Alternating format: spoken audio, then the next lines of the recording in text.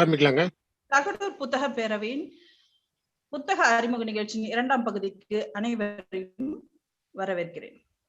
திருமிகு ஜெயராம் ரமேஷ் அவர்களை பற்றிய சிறிய அறிமுகம். நாடாளுமன்ற உறுப்பினர், முன்னாள் மத்திய அமைச்சர், துடிப்பான அரசியல்வாதி என்று மட்டுமே பொதுவெளியில் அறியப்படுபவர் ஜெயராம் ரமேஷ். ஆனால் அவர் தேர்ந்த எழுத்தாளர், ஆய்வாளர், வரலாறு, அரசியல், சுற்றுச்சூழல் இவற்றில் மிகுந்த ஈடுபாடு கொண்டவர்.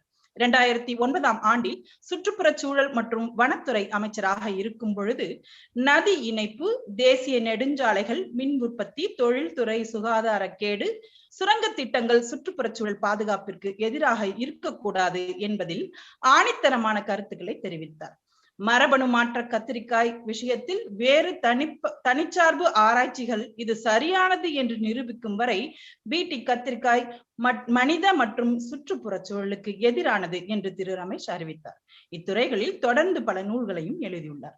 World history, new geography, bifurcating Andhra Pradesh to the brink and bank, India's 1991 story, legislating for justice, the 2013 land acquisition law, green signals, ecology, growth and democracy in India, making sense of India, reflection on China and India ஆகிய முக்கிய நூல்களை எழுதியுள்ளார்.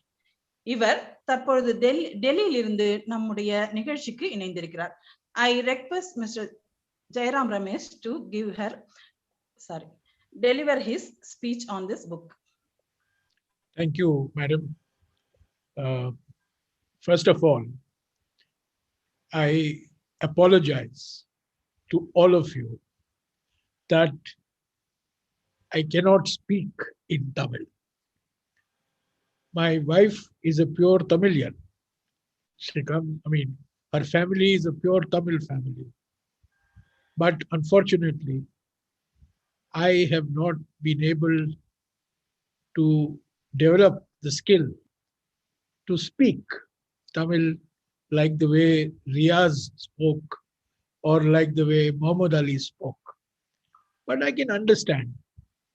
By and large, I can understand when you speak Tamil. So first of all, sorry Thangamani ji, sorry to Dr. Senthil, sorry to Riaz, sorry to Muhammad Ali that I am speaking in this language called English, which is not as beautiful and not as poetic as Tamil, and not as old as Tamil. Let me thank the book forum for giving the opportunity to discuss my book, which came out 4 years ago on Indira Gandhi, the Environmentalist. Not Indira Gandhi, the political leader, but Indira Gandhi, the environmentalist. She was a very complicated leader, very complex leader, very controversial leader. But on environmental issues, she was a great visionary, and she laid the foundation for laws, for institutions, for regulations, and she always used to say, Prakriti rakshati rakshataha. Nature protects those who protect her. If you protect nature, nature will protect you. If you harm nature, nature will hit back at you. And in many ways, COVID-19, the pandemic, is a reflection of a deep environmental crisis that we face as humanity. So I'm so glad that my biography was translated into Tamil. It was translated into many other Indian languages also. but I'm particularly glad that it got translated into Tamil, and she had great contributions to make, whether it was the protection of the Mudumalai sanctuary, whether it was the protection of the Kalakadu Reserve Forest, whether it was the protection of the Adyar estuary, Gindi Deer Park, many other contributions she had in the state of Tamil Nadu. Of course, greatest contribution was to protect Silent Valley, which is in the neighboring state of Kerala. So I think rather than give you a long speech, I would rather respond to some questions and queries that people who have joined this conversation have. All I wish to say is that we may have our political opinion on views on Indira Gandhi, the political leader. Many people think of Indira Gandhi as Durga, as the person who liberated Bangladesh exactly 50 years ago. Many people also see Indira Gandhi as the architect of the emergency, which was imposed in 1975. So she is a personality who has many admirers, but she also is a personality who has many critics. But on environmental issues, my view is that she is India's first and India's last Prime Minister who took environment seriously, who did not just talk about environment, but she acted on environment. She took hard decisions on the environment. And today, if our forests are protected, if today we have environmental laws, if today we have environmental NGOs, if today we have Ministry of Environment and Forests and Climate Change, I think much of the credit, in fact, most of the credit must go to this remarkable lady who, for throughout her life, throughout the 67 years that she lived, saw herself as a child of nature. She saw herself as a child of the mountains, the child of the rivers, the child of the forests, and the child of natural resources. So once again, let me apologize for not being able to speak to you in this oldest classical and poetic language of Tamil. And I wish that I would be able to do it, but unfortunately, I can only say that I am a great admirer of the Tamil language. And I, of course, my whole wife's side is a Tamil family. My father-in-law was a great scholar of Tamil, but unfortunately, his influence did not come on me to be able to speak to you in Tamil. But I have understood much of what Riaz and Muhammad Ali spoke, and I wish to pay special thanks to Riaz, special thanks to Muhammad Ali, and of course, the biggest thanks to Tangamani for inviting me to this book forum. Thank you very much, Tangamani. Thank you, sir. This program made us to change our opinion on Indira Gandhi as a strong politician into a serious environmentalist. Sir, we are very proud and happy to have such an opportunity to know these milestones in Indian national growth. Thank you very much, sir. Thank you. Now this is time to have discussion. I request Mr. Tangamani to organize the discussion session. Thank you நன்றி Jalaja ma'am. இந்த சாரிடம் கேள்விகள் கேட்க வரும் நண்பர்கள் இந்த zoom chat வழியாக கை வைக்கலாம். அதுக்கு முன்னாடி என்னுடைய ஒரு கேள்வி, இந்த புத்தகம் வந்து சுதந்திர இந்தியாவினுடைய சுற்றுச்சூழல் வரலாறு அப்படின்னே கூட சொல்லலாம் சார். ஏன்னா சுதந்திர இந்தியாவுடைய சுற்றுச்சூழல் தொடர்பான மிக முக்கிய முன்னெடுப்புகள் எல்லாம் அம்மையார் அவர்களுடைய ஆட்சியில் எடுக்கப்பட்டது. அதனுடைய தொடர்ச்சியாக நான் என்னுடைய பார்வையில் அந்த இந்திரா காந்தியினுடைய பணிகளை கையில் எடுத்து சுற்றுச்சூழலுக்கு ஒரு காத்திரமான பணிகளை மேற்கொண்டது நீங்க தான் அப்படின்னே சொல்லலாம். ஏன்னா நீங்கள் அமைச்சராக இருந்த போது பல சுற்றுச்சூழல் சம்பந்தமான உலகளாவிய இந்தியாவுக்கு இருந்த அச்சுறுத்தல்களை கூட நீங்கள் அதை முறியடிக்கிறீர்கள். அந்த அடிப்படையில் உங்களை நான் அந்த இந்திரா காந்தி அம்மையாருடைய தொடர்ச்சியாக பார்க்கிறேன் சார்.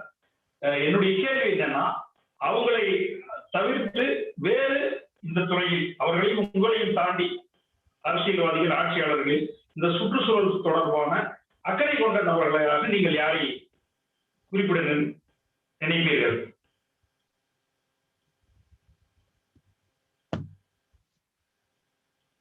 அனைமா புரிஞ்சிருப்பீங்கன்னு நினைக்கிறேன், நான் என்னுடைய தமிழ்ல கேட்டதுனால.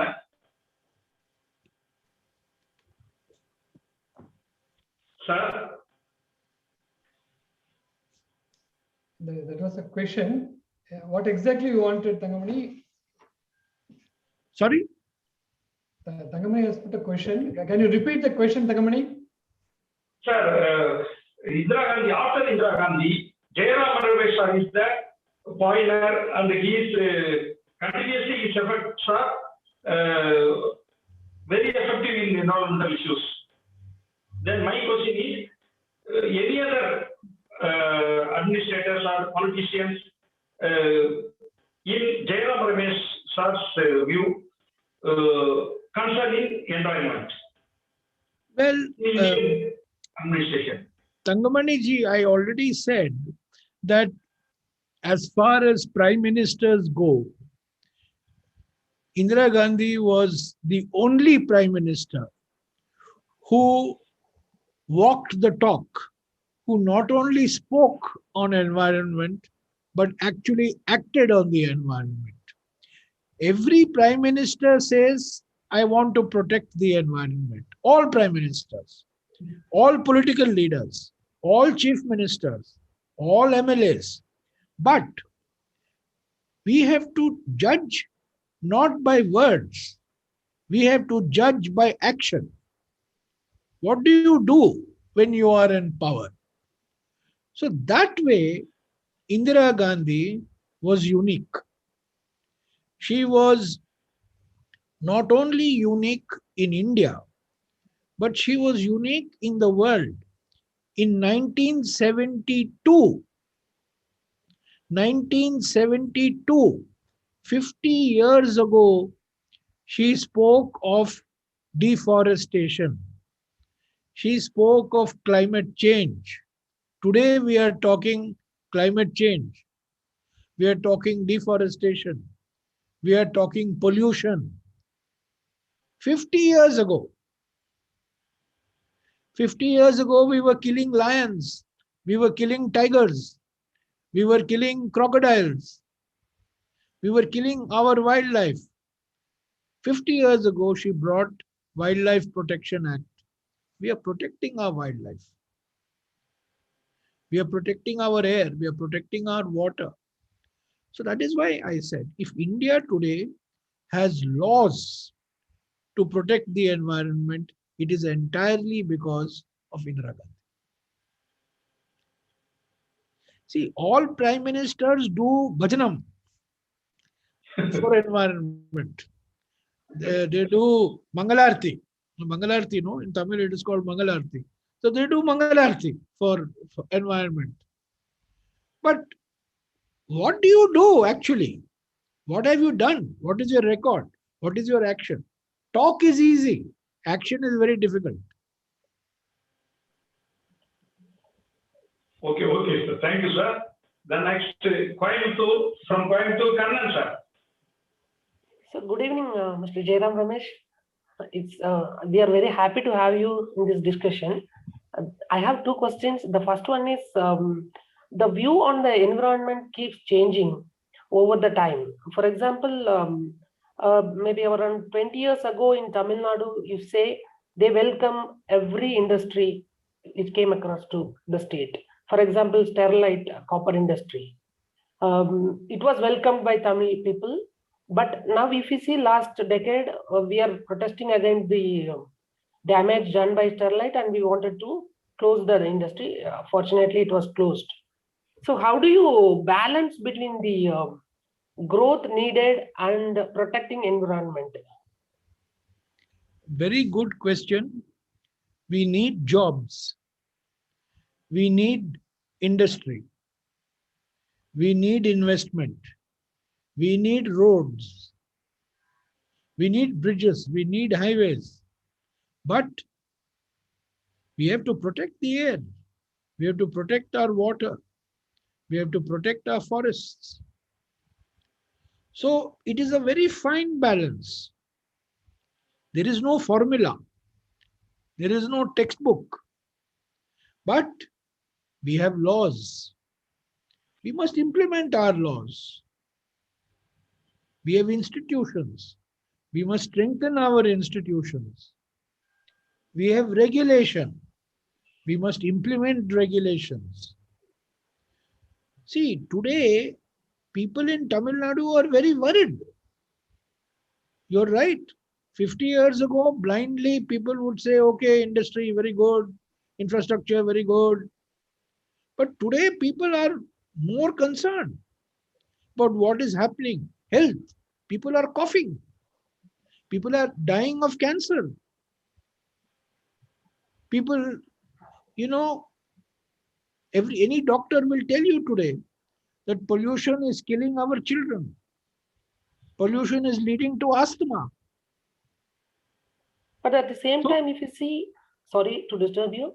Yes, please. Yeah, in Odisha, the POSCO project, you must be knowing it. It was started might be 10, 15 years back. Still, it didn't hit the ground. Do you think that it spoils the the growth of that state or particular region? You see, we have to make difficult choice. It is difficult. When I was environment minister, I had to make many difficult choices. Many times I said yes. Many times I said yes, but there are many times I said no. POSCO was one example where I said no. And had I been environment minister, Sterlite would never have got environmental approval. I can tell you that much. I did my best when I was environment minister to make sure that there was. See, problem is people get environmental approval by various means. They're not serious about following environmental laws, environmental standards, environmental regulations. Now, for example, you're building new ports in Tamil Nadu. Fishermen, fisherfolk, communities. How does it affect the livelihoods? We have to look at these issues. So, the point I want to make is, today, environment is not a luxury. It is not a middle class value. Environment affects your health, affects your children's health, affects your families, it affects our health, public health. COVID-19 is a classic example of how we manage our biodiversity. Because we have mismanaged our diversity, last 15 months, world has seen COVID-19 pandemic. And we are having this meeting via Zoom. Otherwise, I would have come and spoken to you. We are doing this Zoom conversation because of the COVID-19 pandemic. This is an environmental issue. Environment, we want development. I agree. We want development. We want jobs. We want industry. But not at the cost of the environment. But if you see, after closure of Sterlite, we are hearing the stories that we are more dependent on China or some other country for copper don't you feel that we are losing our edge? But if we are serious, then we should make sure that the industry we put up follows all environmental laws and rules strictly. Why should they pollute? They should use the best technology to control pollution. Yeah. So, you see, our track record in pollution, whether it is public sector, private sector, government sector, not very good. Yeah, the second question is little political. Pardon me on that. Do you feel our current environment minister Bhupender Yadav will have more say while now literally a PMO rules? I mean, makes every decision in the country. Well, you know, the current government is a one-man government, two-man army. It's a one-man show, two-man army. Mr. Bhupender Yadav is a good man. He's a good friend of mine. He has read the Indira Gandhi book in English and in Hindi, both. He has read it when it came out. And he supports many of the things I did as environment minister. But you are 100% right, my dear friend. Will he be allowed to function as environment minister? That is the question. And how much you have freedom when you are the minister? I had total freedom. Many Really? people said I had too much freedom. but you know, I had total freedom. Absolutely. Nobody interfered. I had only one dharma. My dharma was implement law. That's it. That would have invited many enemies to you then. Yes, from yes. the industrial lobbies. A lot of industry people got very, very angry with me. A lot of them got very upset. Many chief ministers got very angry with me. But you see, what is the job of the environment minister? Job of the environment minister is not to clear projects. Job of the environment minister is to protect the environment. And to protect the environment, we have laws. We have pollution control board. We have regulation. We have Ministry of Environment. So job of environment minister is to protect the environment, protect forests. Thank you, sir. Thank you. Thank you. Okay, sir. Thank you. Next, from Tanzania, Balasubramanian sir, please.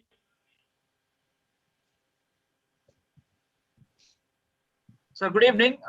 Thank you for such a wonderful program. I thank Tagador Book Fair thing for organizing this. I'm a great fan of your work. Indira Gandhi was normally referred to by her political adversaries as Gungi Gudiya in those days. It's a dumb doll. But the Indira Gandhi, which you have reconstructed in this book and also in the other book with about Haksar, that intertwined lives, she comes out as a very, very insightful, very, very sincere, and a lot of respect for science. Somebody who literally respected people of wisdom. I really thank you for reconstructing her because today's image about Indira Gandhi is completely different. So my part, I think, as you rightly said, probably in 1972, probably she was the only leader in the world who spoke about environment in such, I would say, foresightful way. And after that, nobody has spoken. Today, as you said, every political leader in the world, in India, are very defensive about the environment. They somehow think that it has to be only economic growth, and the environment has to be, they only do kind of lip service. My only one question which I wanted to ask, when I was discussing with one of the environmentalists called Nityan Jayaraman, he was making an observation that when we created the national parks post 1972, we protected the environment, but however, we didn't do enough justice to the people who lived in those forests, particularly the tribals. What is your view on that? Well, I am in sympathy with that view. And that is why Parliament passed the Forest Rights Act in 2006. It took 30 years after Indira Gandhi to pass the Forest Rights Act. And even today, we have a large number of people living in forest areas, depending on forests for their livelihood. We cannot relocate people forcibly. It has to be done voluntarily. It has to be done democratically. We have some good examples of people who have been relocated. But the Forest Rights Act recognizes the rights of people who are living in forest areas. You see, Indian forest is not like any other forest in the world. Any other forest in the world is wilderness. But our forest is not wilderness. We have people living in the forest, as you say. But that is a big challenge for us. Big, very big challenge. But I believe that over a period of time, first, we recognize their rights who are living in forest areas. Secondly, to those people who would like to move out of the forest areas, we create the right conditions, right incentives, proper compensation for relocation. Ultimately, these communities have to become partners in forest protection. You know, forests are not protected by IFS, Indian Forest Service officers. Forests are not protected by ministers of forests. Forests are protected by local communities who see in their benefit the protection of forests. So this is a very, very complicated issue, very complicated issue. As I said, we have some good case studies, good examples of management of local communities. This will continue to be the challenge of managing our forest areas because people's livelihoods are involved. But I think in 2006, the Forest Rights Act, and Nityanand will be the first to recognize that the Forest Rights Act was the first attempt of Parliament of recognizing the livelihoods of people who are living in forest areas.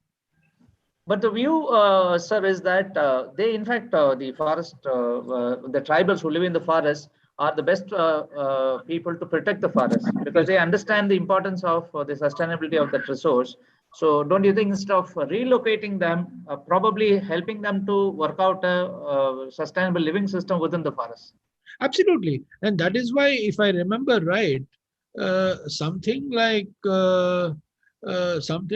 25, between 20 or 25 lakh families have benefited, from this Forest Rights Act.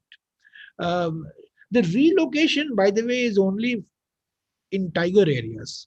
Only in the core area of the tiger sanctuaries, the relocation, there are about 70,000 or 80,000 families who have to be relocated from the core of the tiger area. It's only the tiger reserves where this relocation becomes a serious challenge. But in the other areas, it is recognizing their rights, giving them, the patta, the legal right for the land, and giving them bank finance, giving them bank credit, and allowing them to protect the forests. Because you are absolutely right. If the tribals don't protect the forest, who will protect? Nobody else can protect the forest. Thank you, sir. Okay, sir. Thank you. The time is 9:15. I think no more hand raised, so no more questions here. So we wind up this discussion and hand over to Jalaja. அடுத்த வார நூல் அறிமுகத்திற்கான அறிவிப்புக்கான நேரம் இது. அடுத்த வாரம் M Gopalakrishnan அவர்கள் எழுதிய தீர்த்த யாத்திரை நாவல் அறிமுகப்படுத்த இருக்கிறது. தகடூர் புத்தக பேரவையோடு தொடர்ந்து இணைந்திருங்கள்.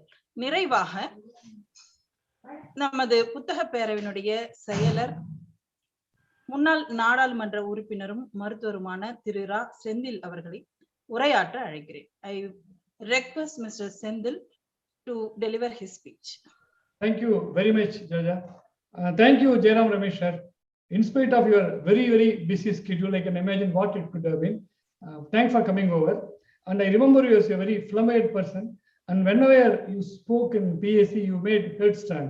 And in this book, you have actually made heartstand. I actually enjoyed the book. I read the English version of the book. Wonderful book, wonderful book. I think Riyash gave a very good justification to the book. He made a very excellent presentation, very comprehensive introduction of the book. Thank you, Riyash. I also thank Muhammad Ali. I have not read the Tamil version, but I'm pretty sure it would have been a very good translation. The introduction of the book had been complete or comprehensive. Still, I want to add a couple of points. There are many wonderful things, many things which we have not known. As everyone has said, it has shown the other side of Indira Gandhi, but some of the things are amazing. I myself is a trekker. I have done a Himalayan trek once. I climbed the Hamta Pass. Jawaharlal Nehru at the age of 69 and Mrs. Gandhi at the age of 47. They have walked 105 kilometers in Bhutan in 10 days. I was amazed. I don't know where else we can get such information. Excellent information that was. And there are so many things. I never knew that Indira Gandhi can sing. Actually, she visited Andaman Nicobar and she met the naval personnel and she sang the song, Oh Susanna, unimaginable. And she remembered the personnel and she sent a handwritten letter invitation for her son's marriage to the head of the naval personnel. So an amazing personality, many such very vivid, interesting topics in them. And the way she loved Himalayas. And one thing, her son died and Salim Ali sends an obituary notes. She replies to the obituary notes. In that notes, after thanking him for the obituary, she talks about environment. I can't imagine such a great personality. Actually, when she took over the charge of the Prime Minister, she was 49 years age, very, very young, and India itself was a teenager. At that time, she was one of those persons who shaped India's policies. That way, after reading this book, anyone who reads the book will understand how much she contributed to the India's environment policy. I think amazing book. There is so much to say, but a lot of time had gone. I thank everyone. Thank you very much, sir. Thank you very much. Thank you. Thank you. Thank you, Dr. Senthil. Wonderful to see you. Thank you, sir. Wonderful to see you. Thank you, sir. மீண்டும் அடுத்த வாரம் இதே போன்றதொரு புத்தக அறிமுக நிகழ்ச்சியில் சந்திக்கலாம். அதுவரை நன்றி கூறி விடைபெறுகிறேன். நன்றி, வணக்கம். Thank you.